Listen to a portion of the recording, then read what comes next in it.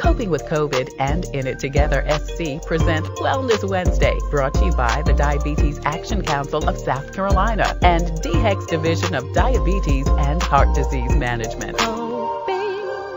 Coping with COVID with Tre Tailor.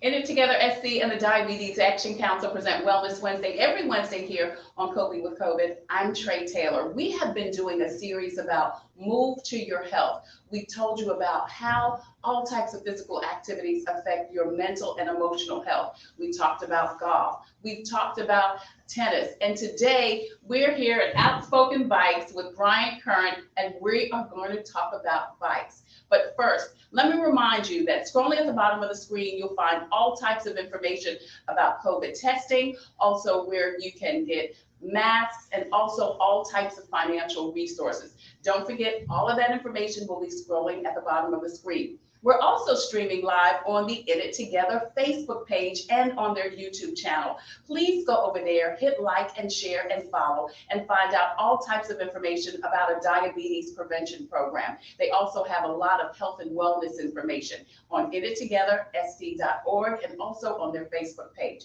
Now, we're also streaming live on the TailorMade production page. That's the home of Coping with COVID. Please go over there, again, hit like and share and follow. Not only will you receive notifications as to when to watch Coping with COVID, which is Wednesday at 2 p.m. Eastern Standard Time, but also Coping with Tre Tailor on Thursday and Friday, again, at 2 p.m. Eastern Standard Time. We also have a presence on Twitter and also on Instagram.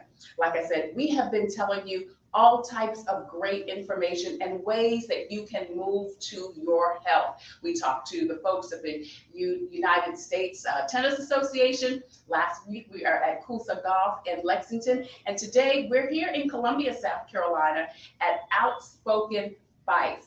Brian, thank you so much for joining us today. This is such a cool shop. And you have two. You have one here and one in St. Andrews. One in Irma. Right? In Irma. Yes, ma'am. Behind the lizard stick. Irma. Yes. Right. That's always a great, a great way. So listen, you got into this in 1991. So you've been in this bike game for a long time. I have been. I was a student at the University of South Carolina. Mm-hmm. I maybe had put on a few pounds. And I think I had some birthday money or something burning a hole in my pocket, and I walked into Outspokin on a whim. So it was already here. It was already here. So Outspokin started in 1983, down in 5 Points, started by a gentleman named Chris Hardwick, who was known throughout the Southeast, if not the whole country. He ran one of the few pro shops in the Southeast. Right. We were known for our high-end pro-level stuff, a lot of European stuff that, at least before the internet, you couldn't get here. So I walked in, I bought an inexpensive city bike and started riding it. And I worked at a bank, and I remember somebody in college? In college, I was working I was at the credit union. It used to be Teachers Credit Union, now it's Palmetto Credit Union. Yeah. And, or Palmetto Citizen. But anyways, one of my coworkers said, "Hey, have you lost weight?" And I was like, well, gosh, I guess I have. Yes, I have. And so I started riding my bike more and realized that I needed more bike than that entry-level one, and went in and got another bike from Outspokin. And one day I was in there getting it worked on, and I heard the owner, Chris Hardwick, say he needed a salesperson. And I was like, I'll do it. Oh, wow. And he said, it's $6 an hour. And I thought about it for about 30 seconds, and I was like, I'll do it. Oh, man, that was good money. Back then, it was, I think minimum wage was $4.25, so it wasn't bad. You were balling. Yeah, it wasn't bad money, but it had no benefits or anything. But I'll never forget. Student. Right, I was a college student, but I was supposed to be on the career path at the credit union, and I was getting a degree in finance, and did get a degree eventually. But anyways, I remember the tone of my father's voice when I told him that I had quit my job and I'm working in the bike shop now. And 6 months later, they made me the sales manager. Wow. And, I worked for Chris for a while, and then I went and worked for a competitor for a while down in Hilton Head. And when they opened another store here, I came back here, and then Chris sold the store to another gentleman who hired me back to be the manager, and then I bought it from him in 1997. Wow. So it's kind of destiny. Yeah, You it know, really I mean, was. If I wouldn't have been in there that day when Chris said, just happened to be within earshot, I don't know what I'd be doing. Yeah, yeah. Probably, Finance. Yeah, right. What your dad wanted you to do. Right. Listen, fast forward, I have to ask, was your dad okay with the decision? He was, and my dad actually helped me buy the place. Oh, that's right. He basically co-signed the loan that let me buy it. So yes, Mm-hmm. he was. My whole family has been very supportive.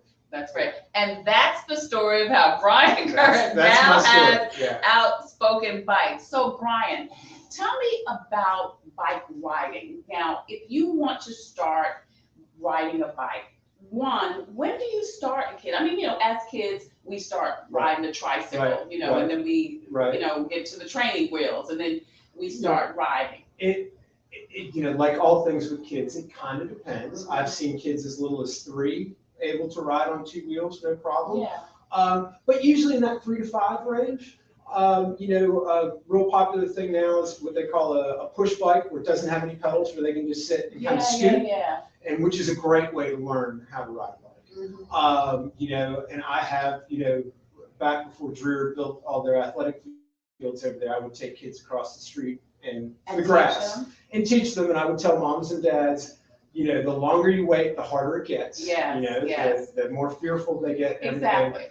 And the real key is to hold it under the seat and get them going fast enough, because they have to learn when you're riding a bike, what you're doing basically is you're falling over and steering the bike back underneath yourself. And when kids start to learn, when they start to fall over, they want to turn the wrong way. So usually what I'll do is they start to go over, is I'll tap the handlebar and once they catch themselves a few times, something clicks. I mean, I think we all kind of remember that day when we figured it out. Yeah, we're like, oh, right. It's a big thing. And and I've had kids learn in 10 minutes, and I've had kids that it took 6 or 7 times before they could do it.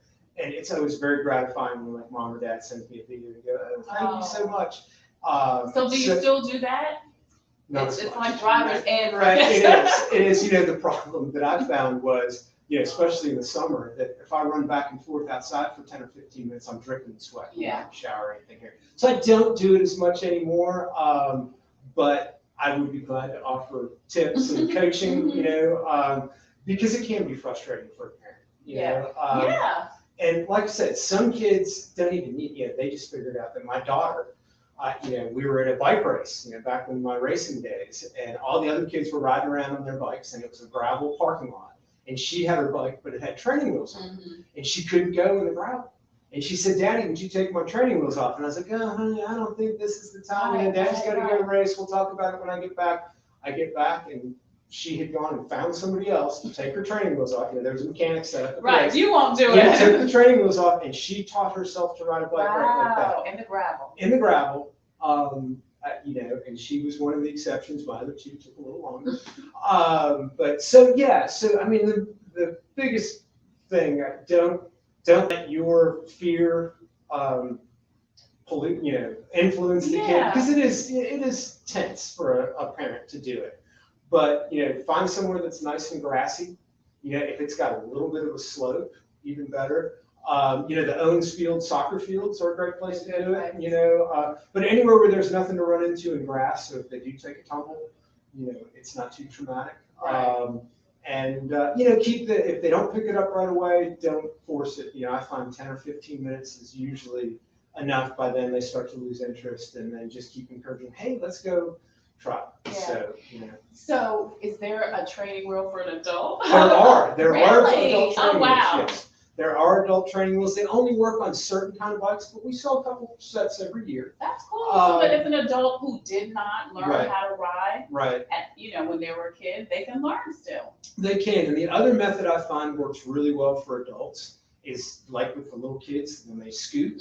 A bike that's like this one is actually designed to have the seat lower to the ground. It uses what they call a foot forward technology, meaning that the pedals are out in front of you. So when you're pedaling, you're still getting nice leg extension, but you can get your feet flat on the ground. Right. And what I have done with adults that didn't know how to ride is take the pedals off and then they can sit on the seat and just kind of scoop themselves until they get the feel. Because it's something, I don't know what it is about a bike, but human beings seem to be able to figure it out pretty quickly. You know? Yeah, you don't want to fall. Right, you don't want to fall, but it really is, once you get it that first time, it's like, oh, okay. Yeah. So if you're an adult and you haven't learned to ride a bike yet, don't give up hope. I mean, you can still learn to ride a bike. You can definitely still learn to ride it. Yeah. And the great thing about riding a bike is it's exercise, but it's fun exercise. Absolutely. And that's what we're talking about on this series, how you can move to your health. In It Together SC and the Diabetes Action Council present Wellness Wednesday, every Wednesday here on Coping with COVID. We've been talking about ways that you can move and also how it benefits your mental and emotional health. We talked about golf, we talked about tennis, and today we're here at Outspokin Bike with Brian Curran talking about biking. Now, you mentioned this bike. This is the new electric bike. It's electric. Yes, it's electric. So all the bikes we sell are what they call electric assist bikes, meaning you can't just push a button and make it go. There are 3 different levels of e-bikes. There's a class 1, which is this one. This one has 3 levels of assist, and it will help you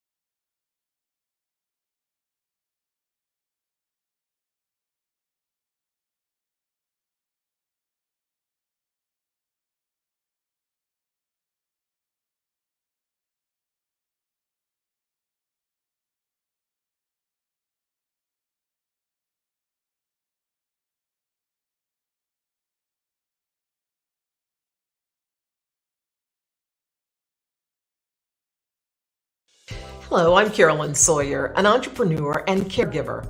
Part of taking care of your health is knowing if you're at risk of type 2 diabetes. Prediabetes is serious and puts you at risk for developing type 2 diabetes. Up to 90% of South Carolinians who have it don't know they have it. Visit inittogethersc.org. Take an online test to find out your risk and join a diabetes prevention program. This message brought to you by the Diabetes Action Council of SC. The Comet gives me a reliable source of transportation. It's very convenient to me, and they have wonderful drivers. It's clean, and it builds community. It's fun to meet people. It makes me feel like really independent. It's just fun. It's always going to be there, and it gets me everywhere I need to go. We try to ride every single day. Comedy is our livelihood. Computers, they're a part of our everyday lives. But when they're not working, they're an everyday problem. So call Computers Unique, your everyday solution. 803-351-5821. Is your computer running slow? Won't turn on? Do you need a screen replaced? Or maybe you just need another computer? Well, Computers Unique is your one-stop shop for all your computer needs. They have a wide variety of new and pre-owned PCs, Macs, and tablets. So call Computers Unique, Dutch Square Mall. 803-351-5821. 803-351-5821. Hello, my name is Kimberly Aiken Cockrum. I was Miss America in 1994. As a result of that, I had to learn at a very early age that it's important to take care of my health, to get enough rest, to eat a balanced diet, and to get exercise. Those are principles that I still live by today. Take a moment to visit inittogethersc.org to take an online test to find out if you're at risk of prediabetes and how to join a diabetes prevention program that takes the guesswork out of losing weight, eating better, and being more active. You can learn new ways to stay healthy and sustain those changes over time. When you join, you'll get support from a trained lifestyle coach to help you set and achieve realistic goals. Go to inittogethersc.org. Brought to you by the Diabetes Action Council of South Carolina. The Comet gives me a reliable source of transportation. It's very convenient to me, and they have wonderful drivers. It's clean and it builds community. It's fun to meet people. It makes me feel like really independent. It's just fun. It's always going to be there and it gets me everywhere I need to go. We try to ride every single day. Comedy is our livelihood. Hi, I'm Kimberly Aiken Cockrum. As Miss America, I know that taking care of yourself is important. Part of taking care of your health is knowing if you're at risk of type 2 diabetes. Prediabetes is serious and puts you at risk for developing type 2 diabetes. Visit inittogethersc.org. Take an online test to find out your risk and join a diabetes prevention program. Hello, I'm Carolyn Sawyer, an entrepreneur and caregiver. Part of taking care of your health is knowing if you're at risk of type 2 diabetes. Prediabetes is serious and puts you at risk for developing type 2 diabetes. Up to 90% of South Carolinians who have it don't know they have it. Visit inittogethersc.org. Take an online test to find out your risk and join a diabetes prevention program. This message brought to you by the Diabetes Action Council of SC. Hi, I'm Kimberly Aiken Cockrum. As Miss America, I know that taking care of yourself is important. Part of taking care of your health is knowing if you're at risk of type 2 diabetes. Prediabetes is serious and puts you at risk for developing type 2 diabetes. Visit inittogethersc.org. Take an online test to find out your risk and join a diabetes prevention program.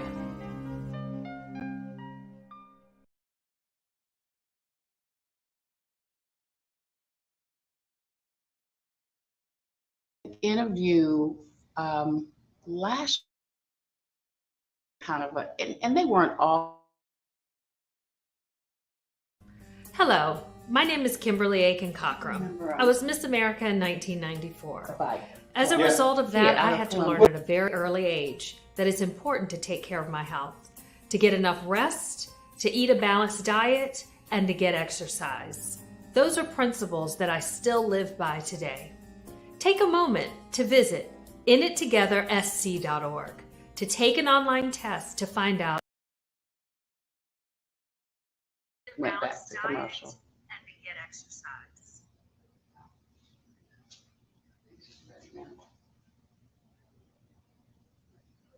In It Together SC and the Diabetes Action Council present Wellness Wednesday every Wednesday here on Coping with COVID. I'm Tre Tailor. Brian Curran joins us with Outspokin Bicycles. We're here in Columbia, South Carolina. This is kind of the corner of Millwood and Millwood and Don, right across from Drew High School. Yeah, and then of course he has another store in the St. Andrews area. We were talking before the break about this new, it's electric bike. I just feel like There's a new electric bike, and you were saying this is such a good option for people who are starting to get back fit. It is. That because it helps you up the hills. Yeah. Because you can maybe push yourself a little bit more because you're not going to be exhausted. Yeah. And I think I already mentioned that people that get new riders, especially, that get an e-bike, ride it more often and they ride it longer, so you end up getting more exercise. And that's what I was going to ask. Obviously you're not working as hard, but because you're riding longer, because it's not as strenuous, you are getting. Right. And so you can look at it two ways. You can ride just as hard but go faster, with the e-bike. So you can, if you want to set your mind to getting your heart rate up and getting hot and sweaty, you can certainly do that on an e-bike. You're just going to cover more ground while you're doing it. Right. But when you get tired, you got somebody to give you a gentle, some assistance on the way home. Let's talk a little bit about equipment and cost. Now I see you've got a helmet here. And people need a helmet now. I mean, I don't think I had a helmet when I was growing up. Right. Nobody did. Nobody did. And helmets are like seat belts. You probably won't need it, but when you do, you're awful glad that you have it. Exactly. They're much. When I started riding, the first helmets were like football helmets. They were so big and bulky and uncomfortable, and especially in our climate. Heat gets to be a problem. Well, helmets have gotten much better. They're expanded polystyrene, which is the generic term for styrofoam. But they've developed better styrofoam. Yeah, and they breathe. You can see this one's got this like waffly grid pattern. And this was developed by, some smart people. But basically, it's designed to crush and what they call shear slide. Basically, so your head doesn't slosh around inside the helmet as much. And the manufacturer claims you're 40 times less likely to have a concussion with this technology than with a standard helmet. And even if they're only half right, that's pretty impressive. Exactly. And we have people all the time. These helmets all come with a 1-year crash replacement warranty. And we see a couple of them a year that come back that people have taken a shot on the head. And you can, when you look at the helmet and see the damage on the helmet, you can appreciate what happened to their head if they wouldn't have had that on. And you don't go out riding a bike planning to crash, but just like you don't go out riding or driving your car. Anything can happen. So having a helmet on is something that we strongly recommend. Right. Helmets start at about $60. Something like this is a mid-price one. It's about $100. The more you spend on a helmet, the better ventilated it gets. They all have the same safety ratings, if you will, but the more expensive helmets give you the same safety rating with less helmet. So it weighs less, it breathes better, it's better ventilated. And somebody that's going to be riding for an hour, the $60 helmet or the $100 helmet works great. More serious cyclists that are spending 2 or 3 hours on a bike or more, having a couple less ounces on your head makes a big difference. So that's why we offer the more, helmets. Our most expensive one is $300. I know there's some $400 and $500 helmets out there, but a good one is that $100 to $150 range. I think that's where it pays to make an investment. It does. For your safety and for your comfort. Yeah, it amazes me how many people come in with $250 sneakers on. They're basically a fashion statement, but then they balk at spending $75 on a helmet. Where are your priorities? Right, where are your priorities? And they come in all different colors and styles, and I don't think anybody would ever call them fashionable, but they have come a long ways. They have come a long ways, and among certain circles, they are fashionable. So that is safety item number one, and then the other thing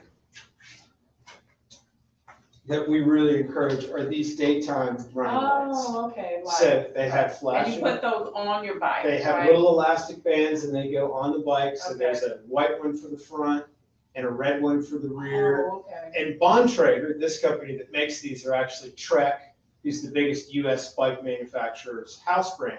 But these were developed with Clemson University's auto engineering lab. They put people in simulators and they figured out what was the correct flash pattern to get people's attention, how wide the beam needed to be, how bright it needed to be.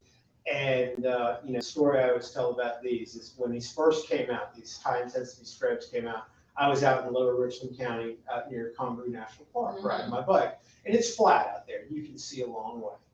And I'm riding along, and this car pulls up next to me, guy in an old beat-up van, and I was really expecting to say, "Hey, get the heck off the road! You know, y'all aren't supposed to be here." Well, it wasn't. He said, "I want you to know that I saw you. I looked on my odometer, and I was 1.2 miles away." And I was like, "What is that light way up there?" And I got closer and closer and realized it's some fella riding a bike. I just wanted you to know that I could really see, and that's all I needed. Yes. You know, and I feel naked when I go out and don't have my light now. Yeah. And they've even taken this one step farther, that they make a light that has radar in it. And it will talk to my watch, or you can have a computer that goes on the front of your bike, or even on your phone, and it will tell you when there's a car coming up behind you. So pretty neat. You know, a couple $100, not cheap, but you know, for people that ride a lot, we sell a bunch of them. It's just peace of mind. You know, you don't get surprised. Safety. It's just another safety measure to put in place. What do you need, gloves? You know, gloves are, so I got a pair of gloves here too. You know, you don't need gloves. But they're cool. But they're cool, and they do, you know, they make you more comfortable. You know, on a bike like this where you're really upright, maybe not as big of a deal. But when you're more bent over, it helps take some of the wear and tear off your palms. And probably most importantly, if you were to take a tumble, you don't skin up your palms. I've done that before, and having gravel burn on your or rake burn on your palms is very uncomfortable. That prevents that. But that's more of a comfort thing. You know, same thing with, you don't have to have cycling shorts, but you can get something like this, which is a baggy short, and then it's got a liner inside. Oh, okay. Yeah. That has the magic is in this pad, right? Oh, okay. So that's a knee pad? That is, no, that's on your butt pad. Oh, that's your butt right, pad. That's a butt because pad. You're sitting right. on your so butt. So this is like biker shorts. Yeah. This is biker, you know, it's got a pad in there. Okay. So it really helps with the friction and the pressure. Okay. And then a more expensive short has a nicer pad, not necessarily thicker, but denser. Okay. Yeah. More dense. Yeah. To use proper English. Yeah. So it keeps you comfortable, you know, because if your bottom isn't happy, you're not going to enjoy it. And if you're modest and don't want to show off your curves, you can always wear a light pair of shorts, you know, like tennis shorts or running shorts or something over the top. Yeah. You know, but just, you know, these are all about comfort. And I would say that somebody, once you get past that, certainly past the hour mark, these really come in, you know, having cotton, you know, drawers on and getting all hot and sweaty sometimes can lead to some chafing and things like that.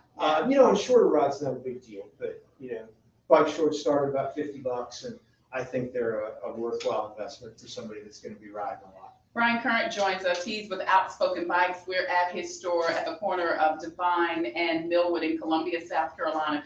We've been talking about how physical activity affects your mental and emotional health. We've talked about tennis, we've talked about golf. Today we're talking about bike. And if you are just joining us, please hit the replay button because we've been covering some really amazing information.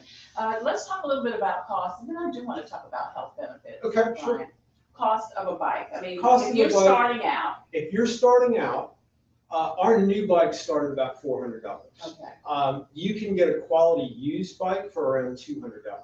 We actually have an outfit in town called the Columbia Bike Cooperative, Colatown Bike Co-op, and they refurbish bikes, and they sell them, and they use the proceeds for that to help people in need.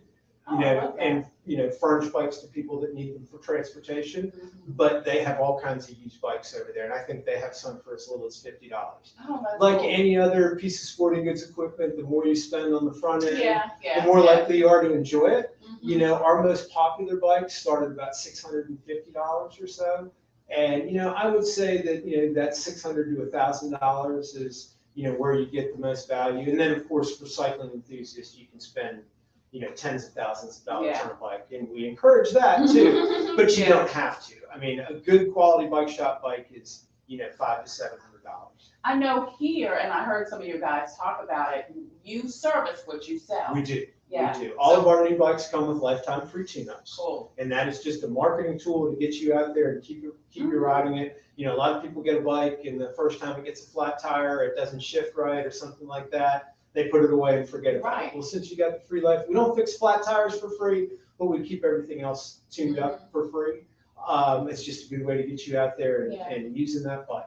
Yeah, as I said, we are sponsored by In It Together SC and the Diabetes Action Council. And let's talk a little bit about health benefits of biking, health and emotional and mental, particularly because of COVID.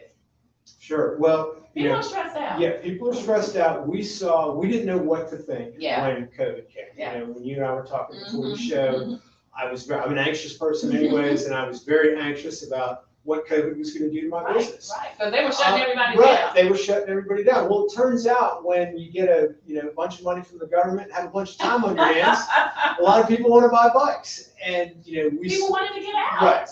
People wanted to get out. You couldn't go to the movies. You couldn't go shopping. You couldn't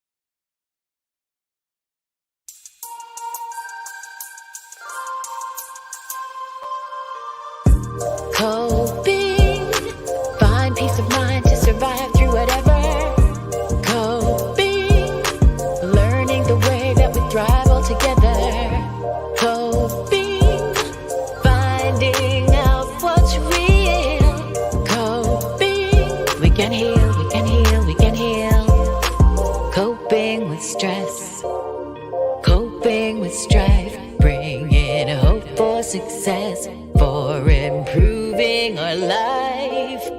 Coping beyond hoping to do more than survive. Ways to live a healthy life. Coping and promoting, learning what you can do. 6 ways to a better you. Coping. Find peace of mind to survive.